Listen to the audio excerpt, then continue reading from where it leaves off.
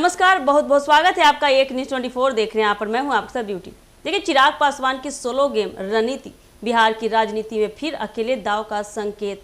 बिहार की राजनीति में चिराग पासवान एक बार फिर सोलो गेम खेलने की तैयारी में है। लोक जनशक्ति पार्टी यानी कि रामविलास के प्रमुख चिराग पासवान 2020 की तरह इस बार भी एनडीए में शामिल हुए बिना एक अलग रणनीति के साथ मैदान में उतरने की योजना बना रहे हैं।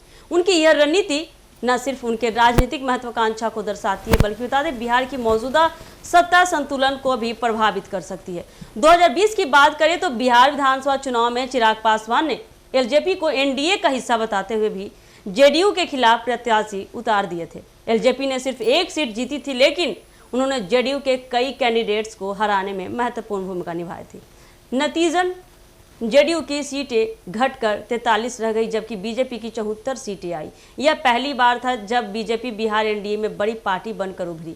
अब 2025 में चिराग का रुख एक बार फिर स्पष्ट संकेत दे रहा है कि वे बिना किसी गठबंधन के चुनावी मैदान में उतर सकते हैं। वे इस बार खुद को बिहार फर्स्ट, बिहारी फर्स्ट एजेंडे के साथ पेश कर रहे हैं। इससे उनका मकसद स्पष्ट होता है कि वे सिर्फ कुछ सीटें जीतने के बजाय किंग मेकर की भूमिका निभाना पसंद करते हैं।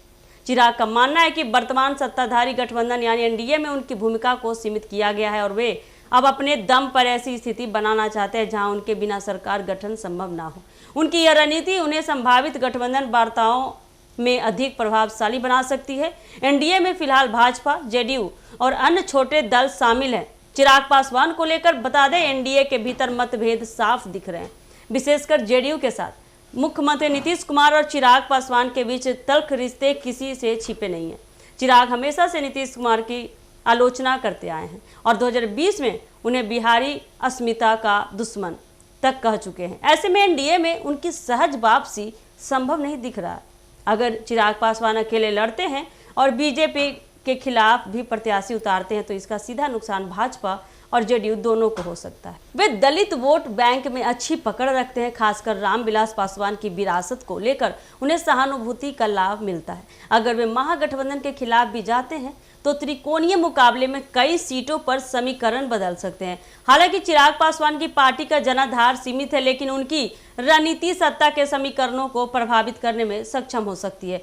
वे युवा नेता हैं, सोशल मीडिया और जनसंपर्क में मजबूत पकड़ रखते हैं और खुद को बिहार की नई राजनीतिक धारा का चेहरा बना रहे हैं। चिराग पासवान एक बार फिर अकेले लड़ने की तैयारी में है, लेकिन इस बार बता दें उनका लक्ष्य केवल सीटें जीतना नहीं बल्कि सत्ता के केंद्र में अपनी मौजूदगी दर्ज कराना है। वे जिस तरह से अपनी रणनीति को आगे बढ़ा रहे हैं उससे स्पष्ट होता है कि बिहार की राजनीति में एक बार फिर से पासवान फैक्टर निर्णायक भूमिका निभा सकता है। तो ऐसे ही राजनीतिक से जुड़े अपडेट के लिए बने रहिए हमारे एक न्यूज़ 24 के साथ। दीजिएगा इजाजत। धन्यवाद।